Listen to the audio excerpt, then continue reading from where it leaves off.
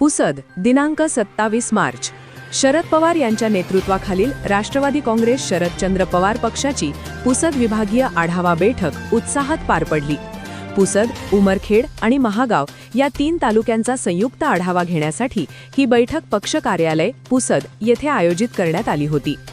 बैठकीस प्रमुख उपस्थिती म्हणून अफजल फारुकी, यवतमाळ जिल्हा निरीक्षक तथा प्रदेश अध्यक्ष अल्पसंख्याक सेल महाराष्ट्र, वर्षाताई निकम अध्यक्ष पुसद विभाग, शरद मैंद प्रदेश सरचिटणीस महाराष्ट्र, राजू भैया जयस्वाल उमरखेड विधानसभा प्रभारी आणि प्रदीप देवसरकर उपस्थित होते. कार्यक्रमाची सुरुवात मान्यवरांच्या स्वागताने झाली. प्रास्ताविक करताना शरद मैंद यांनी अत्यंत प्रतिकूल परिस्थितीतही मागील नगर परिषद निवडणुकीत पक्षाचे 3 नगरसेवक निवडून आल्याचे अधोरेखित केले. संपूर्ण जिल्ह्यात राष्ट्रवादी काँग्रेस शरदचंद्र पवार पक्षाचे हे 3 नगरसेवक असल्याचे त्यांनी विशेष नमूद केले. आगामी स्थानिक स्वराज्य संस्था निवडणुकांसाठी पक्ष संघटना मजबूत करत असल्याचेही त्यांनी स्पष्ट केले.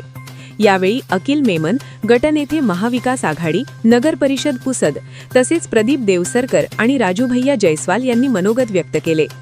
वर्षाताई निकम यांनी पुसद येथील संघटना सक्षम असल्याचे सांगत आगामी निवडणुकांसाठी मित्रपक्षांसोबत समन्वय ठेवण्याचे आवाहन केले.